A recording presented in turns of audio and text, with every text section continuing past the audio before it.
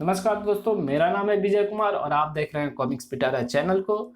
दोस्तों, अगर आप इस चैनल पर नए हैं तो इस चैनल को सब्सक्राइब कर दें और साथ में लगे बेल आइकन को प्रेस कर दें ताकि मेरे चैनल पे आने वाली हर नई वीडियो की नोटिफिकेशन मिले आपको सबसे पहले और आप मेरी वीडियो को सबसे पहले देख पाएँ। तो चलिए शुरू करते हैं। ये हास्य सम्राट बाकीलाल की कॉमिक्स लिखे जो खत तुझे। तो चलिए ये कॉमेडी कॉमिक्स को शुरू करते हैं। इसका कवर पेस्ट आप देख सकते हैं। एक शाम बाकीलाल अपने कक्ष में बैठा भविष्य की योजनाओं के ताने बाने बुनने में लगा था। तभी सेवक, आपके नाम ये पुत्र लाया है बाकीलाल जी। मेरे नाम पत्र? भला मुझे पत्र लिखने वाला इस दुनिया में कौन पैदा हो गया? मेरे तो सारे रिश्तेदार जहन्नुम में रहते हैं। अब आएगा मजा। सेवक के जाने के बाद बाकीलाल ने पत्र खोलकर पढ़ना शुरू किया। जय संतोषी माँ। पत्र प्राप्त होते ही अब तुरंत संतोषी माता के नाम पर 2000 पत्र लिखे, जैसे कि मैंने लिखे, और मेरा मंदा धंधा एकदम से चमक उठा। मेरे भाई ने नहीं लिखे तो उसकी पत्नी मर गई और वो रो रो कर अंधा हो गया। बोलो जय संतोषी माता की। अबे बोल जय। जय जय। मोहसी द्वारा की गई ये शैतानी ना जाने क्या गुल खिलाने वाली थी। मरता क्या ना करता, बाकीलाल पत्र लिखने बैठ गया। अगर मुझे विक्रम का सिंहासन मिल जाए तो मैं 2000 क्या 10,000 पत्र लिखने में भी कोई हानि नहीं। पूरी रात जागकर बाकीलाल ने आखिर 2000 पत्र तो लिख लिए, मगर अब इन 2000 पत्रों को भेजूं किस किस के नाम? मुच्छर को मिलाकर महल में कुल 2000 मंत्री कर्मचारी तो होंगे ही। बस बन गया मेरा काम। और अगले दिन पहला पत्र विक्रम सिंह को मिला, जिसे पढ़ते ही अजी सुनती हो? मैंने कहा तुमने पढ़ा? ये क्या लिखा है? इसमें लिखा है, अगर मैंने संतोषी माता के नाम पर 2000 पत्र लिखकर नहीं बंटवाए तो मैं विदुर हो जाऊंगा। क्या? भला इन सब फालतू के कार्यों के लिए मेरे पास समय कहाँ? पत्र पढ़ते ही स्वर्णलता का पारा आसमान पर जा पहुंचा। ओह, मैं सब समझती हूँ कि तुम पत्र क्यों नहीं लिख रहे हो, ताकि मैं मर जाऊं? अजी मुझे भी एक ऐसा ही पत्र मिला है जिसमें लिखा है कि मैं विधवा हो जाऊंगी। आप नहीं लिखते हो तो मैं भी पत्र नहीं लिखूंगी। नहीं नहीं महारानी जी, ऐसी बात है तो मैं भी पत्र लिखना शुरू करता हूँ और तुम भी लिखो। महल में प्रेषित हुए हजारों पत्र आखिर किसी न किसी को तो प्राप्त होने ही थे, जैसे सेनापति। वो अगर मैंने संतोषी माता के पत्र नहीं लिखे तो मैं कुंवारा ही मर जाऊंगा। प्रबंध मंत्री। अगर मैंने संतोषी माता के नाम पत्र नहीं लिखे तो कौवा रोज मेरे सिर पर आकर चोंच मारेगा और कौवी अंडा भी देगी। आरती मंत्री। अगर मैंने पत्र नहीं लिखे तो मैं सारी आरतियां भूल जाऊंगा। नारा मंत्री। जय संतोषी माता की। पत्र लिखना शुरू करता हूँ, क्योंकि मैंने पत्र नहीं लिखे तो मेरी आवाज गधे जैसी हो जाएगी और मैं उल्लुओं की आवाज में गीदड़ की बोली बोलूंगा। शकुन अपशकुन मंत्री। पत्र नहीं लिखे तो मुझे काली बिल्ली पंजा मारेगी और मेरा ताव गंजा हो जाएगा। अस्तबल मंत्री। पत्र नहीं लिखे तो मुझे सभी घोड़ों को दुलत्ती खानी पड़ेगी। आज राज दरबार में पहुंचे केवल बाकीलाल और राजकुमार मोहक सिंह। अरे मोहक सिंह, तुम यहाँ क्या कर रहे हो? मैं तो आपको ही ढूंढ रहा था बाकीलाल चाचा। माता श्री का ये पत्र आपको देना है। माता श्री? यानी महारानी जी का पत्र। आखिर महारानी जी को मुझे अपने दिल का हाल लिखने के लिए ये पत्र वो पुत्र का सहारा लेना ही पड़ा।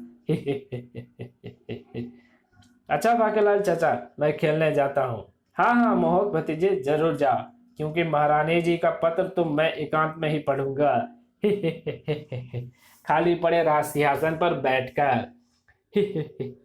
मैं जानता हूँ कि इस समय राजा से लेकर महल का दरबारी तक पत्र लिखने में व्यस्त होगा, क्योंकि मुच्छर ने 2000 पत्र महल में ही मंत्रियों और राजकुमारी को पहुंचाए होंगे और अब यहाँ कोई नहीं आने वाला। मगर महारानी स्वर्णलता का पत्र पढ़ते ही बाकीलाल के होश उड़ गए। ये तो वैसा ही पत्र है जैसा मैंने सबको भेजा था। और तभी वहां पहुंचे, वहां प्रवेश किया सेनापति ने। अरे बाकीलाल, मैं तुम्हें कब से ढूंढता फिर रहा हूँ। और ये क्या, तुम राज सिंहासन पर बैठे हो, तुम्हारी ये मजाल। उतरो नीचे, नीचे उतरो, नहीं तो महाराज से तुम्हारी शिकायत कर दूंगा। मैं बैठा कहाँ था, यहाँ से गुजर रहा था कि अचानक चक्कर आ गया और मैं सिंहासन पर गिर पड़ा। मैं तो तुम्हें अस्तबल मंत्री से थोड़े से चने लेकर खाने चाहिए और उठने का दूध पीना चाहिए। खैर, संभालो महाराज का तुम्हारे नाम संदेश। कैसा संदेश है ये? तुम्हारे नाम का संदेश है, मैंने थोड़ी ही पढ़ा है, खोलकर खुद पढ़ लो। अच्छा, हम तो जाते जाते अपने गांव हम तो जाते अपने गांव, सबको राम राम। खोल खोल बच्चू खोल, अब चलो बाकी के खत भी तो बांटने हैं। पत्र खोलते ही बाकीलाल को जैसे सांप सूंघ गया। बू गुर, सेनापति के बच्चे, कर गया बाकीलाल से तू भी शैतानी। अब 4,000 पत्र और लिखने पड़ेंगे। इधर विशालगढ़ की ओर बढ़ रहा था वो तूफान। सावधान साथियों, विशालगढ़ आ गया है, पर ध्यान रहे, सिर्फ झाड़ियों पर डाका डालना है, यानी लूटनी है सिर्फ झाड़ू। ठहरो, यह हमारा प्रथम डाका है। डकैती डालने से पहले मैं अपने बेहद दुख भरी कहानी तुम सबको अवश्य सुनाऊंगा। अपने अपने हस्तपोष निकाल लो, क्योंकि अब उसकी जरूरत तुम्हें अश्रु साफ करने के लिए पड़ेगी। झाड़िया सदा, मुझे तो अभी से रोना आना शुरू हो गया है। एक था मैं का नाम था झाड़िया। झाड़िया काटना मैं यानी मेरा यानी झाड़ियों का धंधा था। लोग इस धंधे वाले को घसियारा भी कहते हैं। झाड़ियाँ बेचकर जो मिल जाती, मैं और मेरी पत्नी सीख कुमारी मिल बांट कर खा लेते थे। हमारी जिंदगी एक सफर था सुहाना। पर यहाँ कल क्या आना किसने जाना। एक दिन मैं अकेला सीख कुमारी के साथ चला जा रहा था। मौसम सुहाना था, साथ में खाना था, पर भूख नहीं थी। अचानक मैं एक तेज चीख सुनकर पलटा। आह!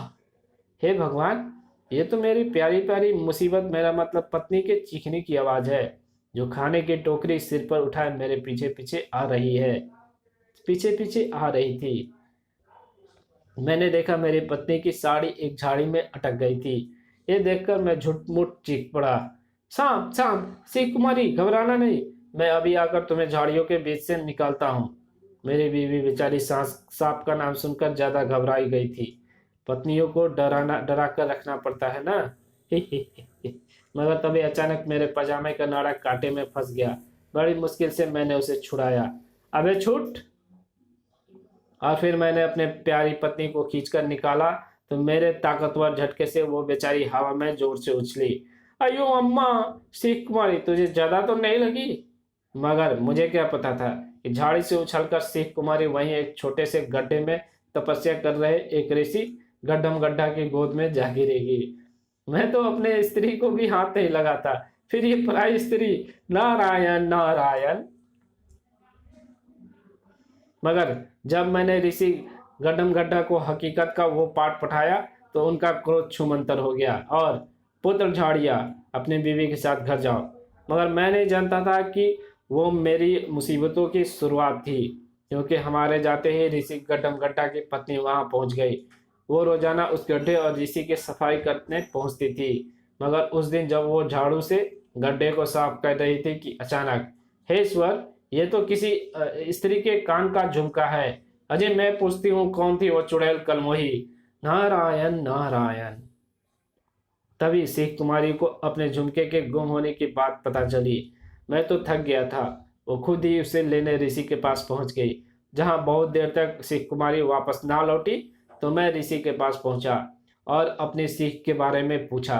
तब क्रोधित ऋषि ने मुझे बताया कि उसके कारण ही मेरे झाड़ू से पिटाई हो गई, इसलिए मैंने उसे झाड़ू बनाकर विशालगढ़ की ओर उछाल दिया। ये सुनते ही मेरे होश उड़ गए।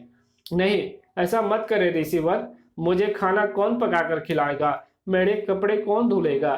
ठीक है, अब तेरी पत्नी तुझे तब मिलेगी जब वो झाड़ू के रूप में तेरे हाथ में पहुंचेगी, मगर उसके लिए तुझे विशालगढ़ से सारी झाड़ुओं का सफाई करना होगा, ताकि ना रहेगी झाड़ू ना पीटूंगा मैं। तो साथियों, यह है मेरी दुख भरी कहानी। झाड़ुओं का सफाया करने के लिए मैं बन गया झाड़िया डाकू, क्योंकि शराफत से जो लोग अपने आंगन की धूल भी नहीं ले जाने देते। मेरी कहानी दुख भरी थी ना साथियों, बहुत दुख भरी। सरदार, मुझे तो इस बात का दुख ज्यादा है कि वो ना जाने किस नाली में फिर रही होगी वहाँ। ऐसा कर तुमने मेरे दुख को और भी बढ़ा दिया। और डाकू दल विशालगढ़ के एक नगर में फैल गया। जितने भी झाड़ुओं मिले उन पर कब्जा कर लो। हमारे डर से सब दुबक कर गए हैं। जल्द करो, अपने घर की सारी झाड़ुओं हमें सौंप दो, वरना गर्दन उतार देंगे। नहीं, मेरे पत्नी को मत मारो, ये रही झाड़ुए। डाकू सरदार झाड़िया भी जा घुसा एक घर में। जान प्यारी है तो झाड़ुए मुझे सौंप दो, मेरा नाम झाड़िया है। हे। डर गया ना? मैं बहुत डरावना हूँ, मार देता हूँ। सारे घर के झाड़ू ले आओ झाड़िया। रोज मारते मारते तंग आ गया हूँ। याद रखियो सेठ, अगर इनमें से कोई मेरी पत्नी सिख कुमारी हुई तो मैं तेरा टेटुआ दबा दूंगा, क्योंकि तब तूने मेरी पत्नी को छूने का अपराध किया होगा। फिर मैं तुम्हारी पत्नी से राखी बंधवा लूंगा, तब तुम अपने साले का टेटुआ कैसे दबाओगे?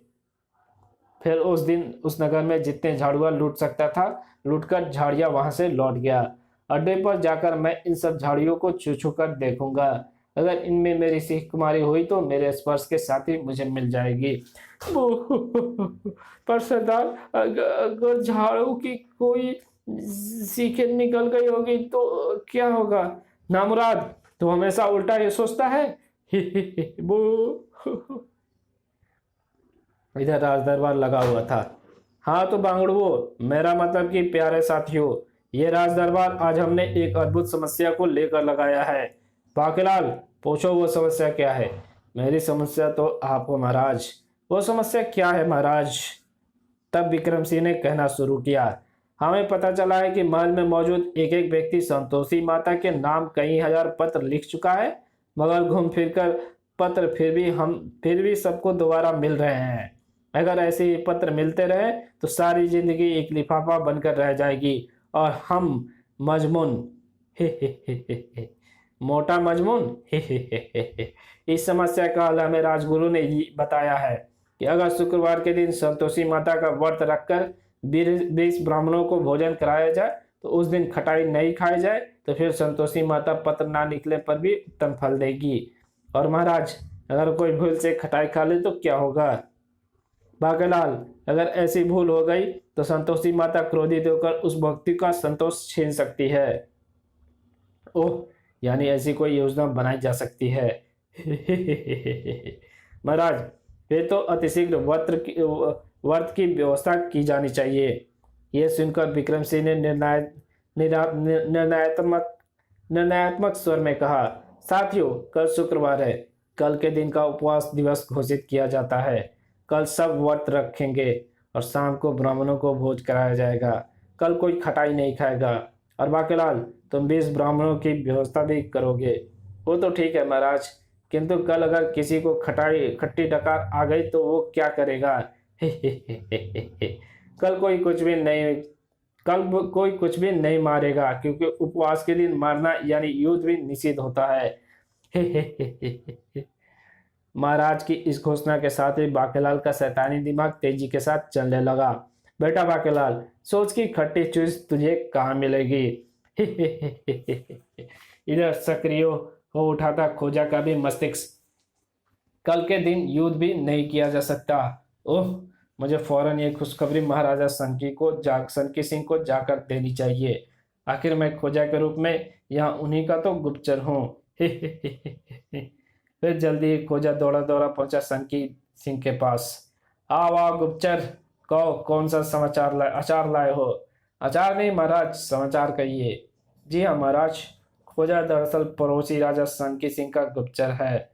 सनकी सिंह सनकी राजा है और इसे बात बात में युद्ध करने की आदत है, और सनकी सिंह को शब्द भूल जाने की बीमारी है। कल आपके सबसे बड़े दुश्मन देश विशालगढ़ में उपवास दिवस घोषित किया गया है। कल के दिन कोई खटाई भी नहीं खाएगा, युद्ध भी नहीं लड़ेगा, भले हो सिर कलम हो जाए, भले ही सिर कलम हो जाए। वाह, तो फिर कल हम विशालगढ़ पर चढ़ाई करेंगे और उनके दांत खट्टे करेंगे और ज्यादा सैनिकों की भी जरूरत नहीं पड़ेगी। हे। पर गुप्तचर, क्या गाल हमें नहीं सुहाओगे? यम यम। गाल नहीं महाराज, आम। महाराज, आपका मुंह गंदा हो जाएगा, मैं गुटली छत पर फेंक दूंगा, जब सूख जाए तो चूस लेना। जबकि इधर अगले दिन संतोषी माता की पूजा से शुरू हुआ उपवास दिवस। जय संतोषी माता, मैया जय संतोषी माता, अपने सेवक जन की सुख संपत्ति दाता, जय संतोषी माता। बाकी आरती मैंने मन में गा ली। महारानी जी, अब आप गुड़ चने का भोग लगाकर प्रसाद अपने हाथों से सबको बांट दीजिए। माँ, पहले मुझे दो ना। सबसे पहले मैं बाकीलाल को दूंगी। बाकीलाल, लो प्रसाद। मैं दासियों को प्रसाद बांट देता हूँ। बेचारी कब तक प्रसाद की आस में खड़ी रहेंगी। और तभी, दुहाई है महाराज, हमें डाकू झाड़िया से बचाइए। अगर वो इसी गति से घर घर से झाड़ुओं की लूट करता रहा तो राज्य में सफाई की समस्या भी खड़ी हो जाएगी। क्या कहा? झाड़ुओं का लुटारा? ऐसा लुटारा पहली बार सुना है। महाराज, डाकू झाड़िया को पकड़ने की जिम्मेदारी सेनापति को दे देनी चाहिए। किंतु महाराज, कम से कम आज के दिन तो झाड़ियों को पकड़ने के लिए कोई कदम नहीं उठाया जा सकता, इसलिए डाकू पकड़ने की बात तो आज मेरे पेट में दर्द भी नहीं हुआ। महाराज विक्रम सिंह ने अगले दिन उनकी समस्या का समाधान करने का आश्वासन देकर फरियादी को वहां से विदा दिया, जबकि बाकीलाल निकल पड़ा 20 ब्राह्मणों की तलाश में। मगर वास्तव में उसके मन मस्तिष्क में मची थी भारी खलबली। आज उपवास दिवस है और जो खटाई का सेवन करेगा उसका बुरा होगा। यही तो मैं चाहता हूँ कि मच्छर का बहुत बुरा हो। और यही सोचकर मैं वन में लेने आया हूँ बड़ा नींबू यानी गलगल, जिसका रस आज मैं मिला दूंगा भोजन में। फिर उस भोजन को जो खाएगा उसे पाप लगेगा। मच्छर तो खाएगा ही और तब उसका बुरा होगा और मेरा भला। अच्छा बच्चू, बुरे के साथ तो मैं भी बुरा करता हूँ। उफ, बू, अरे तेरी हड्डियां टूटना मत। नहीं टूटेगी, तो गिर मत, हवा में ही टंगा रहा। एक झाड़ू पर गिरने से बाकीलाल की हड्डियां सचमुच टूटने से बच गई। अरे ये क्या, ये झाड़ू यहाँ कौन रख गया? और कैसी विचित्र सुनहरी झाड़ू है। तभी वहां गूंज उठा घोड़ों की टापों का शोर। बाकीलाल जल्दी से एक मिर्च की ओट में हो गया। तभी, सरदार, आज विशालगढ़ में उपवास दिवस है। झाड़िया डाकू तथा उसके साथी बाकीलाल से कुछ दूर आकर रुक गए। वहाँ इतनी सारी झाड़ुआ लुटने के बाद भी अभी तक मुझे मेरी बीवी नहीं मिली। वो सरदार, भगवान ने चाहा तो आज तुम्हें तुम्हारी झाड़ू अब जरूर मिल जाएगी। मिल भी गई तो बार बार गंदगी की तरफ भागेगी सरदार। अब तो बाकीलाल को वो झाड़ू भी बड़े काम की चीज लगने लगी। तो क्यों ना मैं सुनहरी झाड़ू को ले जाकर विक्रम के कक्ष में रख दूं। एक डाकू अगर राजा के कक्ष में घुसकर तिनका भी लूटना चाहेगा तो राजा उसे ऐसा नहीं करने देगा। और तब झाड़ियों को आएगा गुस्सा और मचेगी जंग। और चूंकि राजा ने आज युद्ध करना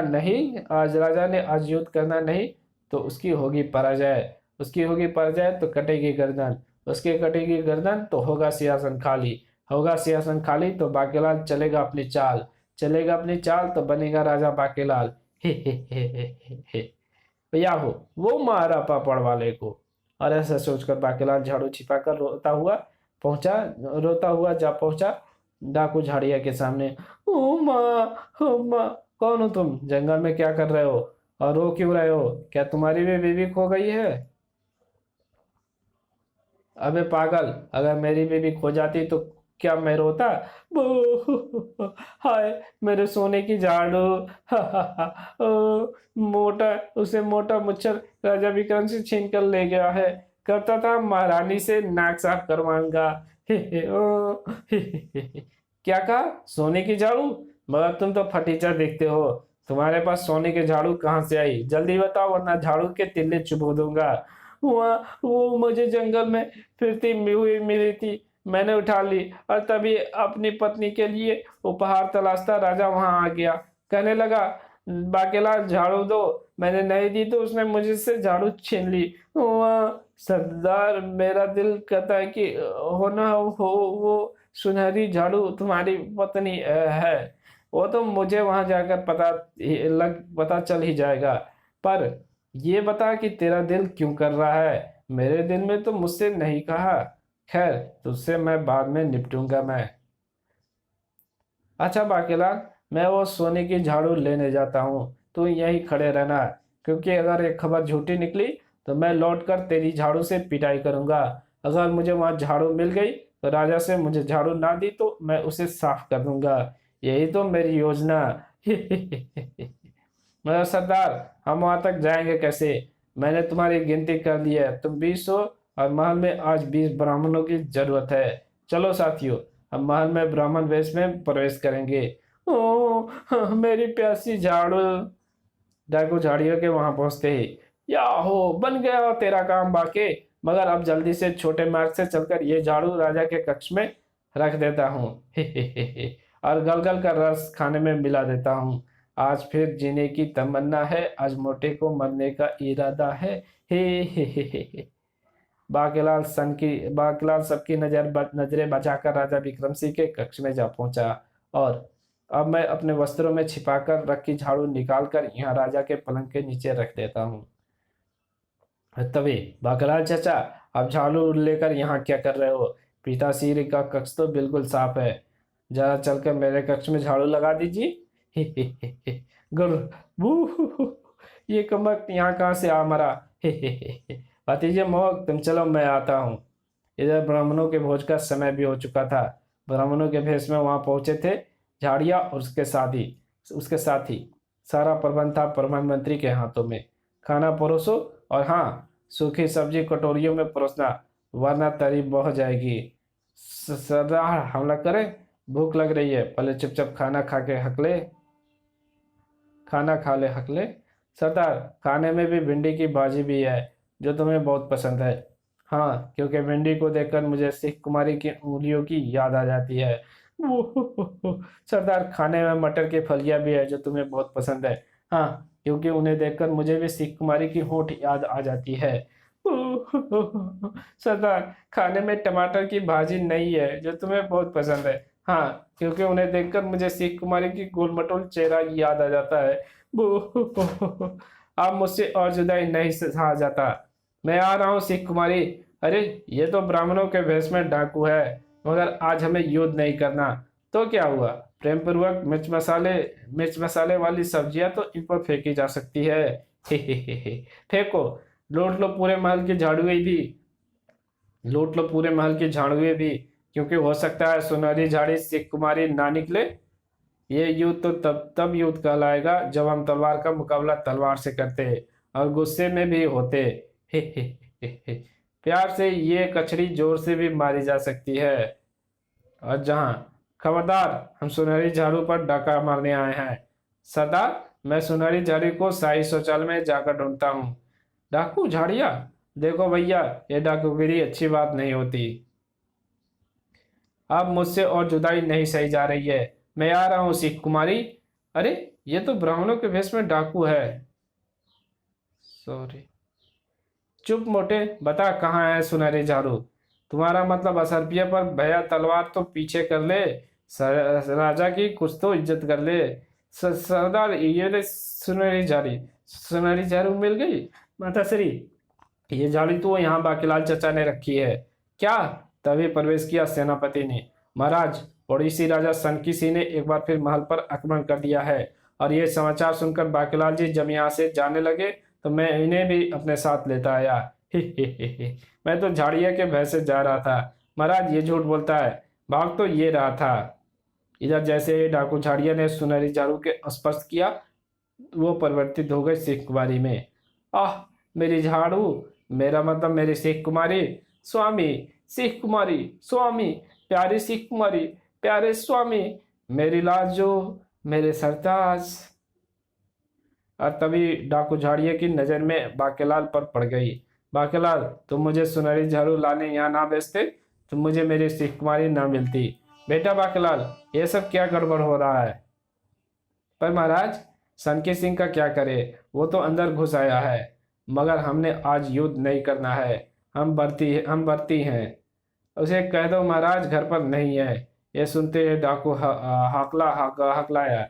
सरदार, तुम्हारी पत्नी मिल गई। इस खुशी में सनकी सिंह को मार भगाने का कर्तव्य हमारा है। बाकीलाल कहेगा तो युद्ध भी करूंगा, क्योंकि मुझे मेरी पत्नी उसी के कारण मिले ही। बाकीलाल, जल्दी से ये इस युद्ध का आदेश दो। आदेश नहीं चलेगा, प्रार्थना करनी पड़ेगी। अब प्रार्थना तो फिर प्रार्थना की तरह ही की जाती है। हुकुम डाकू जी, युद्ध करो। ओ स्वामी डाकू जी, युद्ध करो। पार करो हमारी नैया, दुश्मन की डुबा दो। बोलो डाकू जी, युद्ध करो। हमला! उसी समय राजा विक्रम सिंह, दम है तो बाहर आ जा, वरना मैं बाहर से ही चला जाऊंगा। हम आ गए सनकी सिंह, अब तू यहाँ से बचकर नहीं जाएगा। हा हा हा हा हा। निहत्थे दुश्मनों से युद्ध करने में कितना मजा आएगा। आक्रमण! तो तभी, ओए सनकी, तुझे तो अब हम मजा जगाएंगे। और तब डाकू अपने असली भेष में आ चुके थे। तुमने तो कमाल ही कर दिया। युद्ध के बाद तुम्हारा जोरदार पप्पे लूंगा। मुझे पता होता है कि सुनहरी झाड़ू झाड़िया की पत्नी है, और फिर मैं उसे वही मरोड़कर टूटी हुई झाड़ियों में मुझे पता होता कि सुनहरी झाड़ू डाकू झाड़िया की पत्नी है, तो फिर मैं उसे वही मरोड़कर टूटी हुई झाड़ियां ना लाकर मोटे के कक्ष में रख देता। मगर अब क्या हो सकता था? डाकू झाड़िया और सनकी सिंह की सेना का युद्ध आरंभ हो चुका था। अबे खोजा के बच्चे, कहाँ मर गया तू? तू तो कहता था कि आज विशालगढ़ में कोई युद्ध नहीं लड़ेगा। महाराज, आप बाकीलाल की पप्पी ले ही ले, क्योंकि उधर देखिए, युद्ध हम ही जीतते लग रहे हैं। अरे वाह! सनकी सिंह के सैनिकों की तलवार धकाधक टूट रही है। डाकू झाड़िया, जरा मेरी तलवार पकड़ियो, मैं अभी आया। ये तो और भी बुरा हुआ। अबे सेनापति, हमारी तलवारें टूट रही हैं। महाराज, कुछ दिन पहले शस्त्रागार में रखी सारी तलवारों को जंग लग गया था। अभी नई तलवारें बन भी नहीं पाई थी कि युद्ध का ऐलान हो गया। तो मैंने ये गत्ते की तलवार मंगवा ली थी। मुझे पता था कि हमें युद्ध सचमुच लड़ना पड़ेगा। मुझे क्या पता था कि हमें युद्ध सचमुच लड़ना पड़ेगा। तो फिर अब एक काम करो, भागो। सन की अपने गत्ते की तलवार तो लेता जा, ये मेरे किस काम की। बाकीलाल, तुम नहीं कर रहे, मैं बूहू कर रहा हूँ महाराज। तभी राजगुरु आ गए। महाराज, निषेध नक्षत्रों के कारण आज के दिन अगर कोई राजा युद्ध करता है तो उसे पराजय ही मिलती है। और तब, बाकीलाल बता, तुम्हें सुनहरी झाड़ू कहाँ से मिली और तुमने उसे हमारे कक्ष में लाकर क्यों रख दिया? वो महाराज, मुझे शंकर भगवान ने दर्शन देकर बताया था कि सुनहरी झाड़ू ही दरअसल शिव कुमारी है। और जब मुझे इस बात के साथ राजा शंकी द्वारा युद्ध की बात की पता चली तो मैं घबराया, क्योंकि मुझे पता था कि आज के दिन युद्ध करने पर आपकी पराजय होगी। इसलिए मैंने झाड़ू को लाकर आपके कक्ष में रख दिया, ताकि सुनहरी झाड़ू झाड़िया को भी मिल जाए और झाड़िया ही सनकी सिंह का सामना करे। क्योंकि मैं जानता था कि निश्चित नक्षत्रों के कारण पराजय तो सनकी सिंह की होनी ही थी, क्योंकि वो राजा है और वही हुआ। किंतु बाकीलाल, मुझे अभी भी ये नहीं पता चला संतोषी माता का पत्र मुझे किसने भेजा था। बाकीलाल चाचा ने, पिताश्री, क्योंकि इन्हें मजाक में पहला पत्र मैंने ही लिखा था। फिर मैंने खुद बाकीलाल चाचा को पत्र लिखकर आप तक पहुंचाते देखा था। भतीजे के बच्चे, वो तो तेरी शरारत थी। जी हाँ महाराज, दरअसल उस समय मैं ये सोच समझकर परेशान था कि आपको आज के दिन युद्ध करने से कैसे रोकी, क्योंकि नक्षत्र टल जाने से पूर्व अगर मैं युद्ध की बात आपको बताता तो आप सूरदास हो जाते। मगर भतीजे मोहक का पत्र देखते ही मुझे तरकीब सूझ गई। मैंने संतोषी माता के पत्रों वाला चक्कर चला दिया। अगर मुझे सनकी के आक्रमण की बात पता होती तो मैं झाड़िया को यहाँ क्यों भेजता और असली ब्राह्मणों को लाकर उन्हें खट्टा भोज खिलाकर मुझ पर संतोषी माता का क्रोध बरसवा देता। और तभी कहानी समझ में आते ही, महाराज, सभी असली ब्राह्मण आ चुके हैं। उन्हें भोजन कराना शुरू करते हैं। किंतु ध्यान रहे, भोजन के पश्चात तुम्हें फिर वही पत्र नहीं पढ़ना है, वरना फिर से यही सब करना होगा, यानी पुत्र पत्र लिखने का काम। ब्राह्मण भोज के उपरांत सेवक ने विक्रम सिंह को लेकर दिया चंदन सिंह को भेजा पत्र, जिसे स्वर्णलता के आदेश पर बाकीलाल ने खोला और पढ़ना शुरू किया।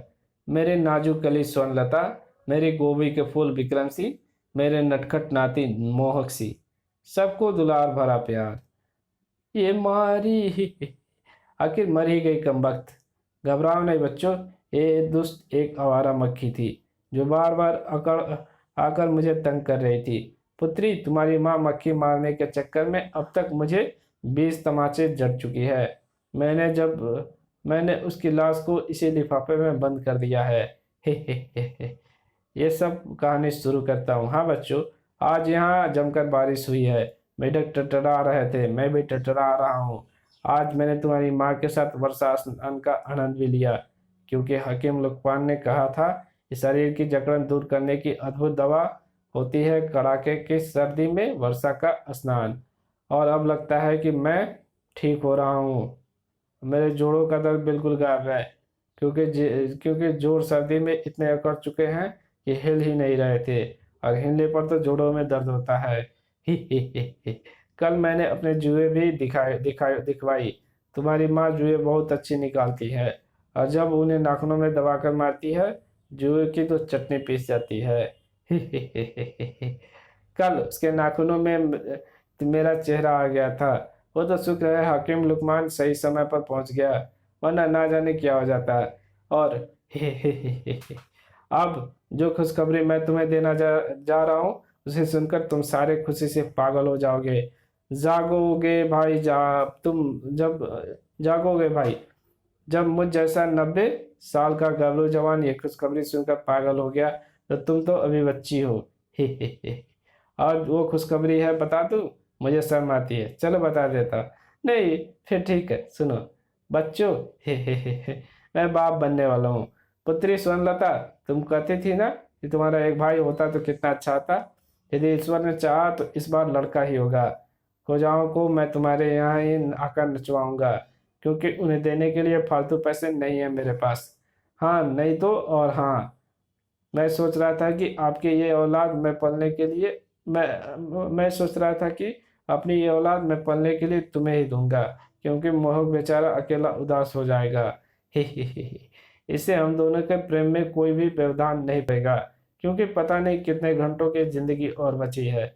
वो हम दोनों बच्चा पालने में ही नष्ट नहीं करना चाहते। और अब सुनो एक विशेष बात, मुझे संतोषी माता का एक पत्र मिला है।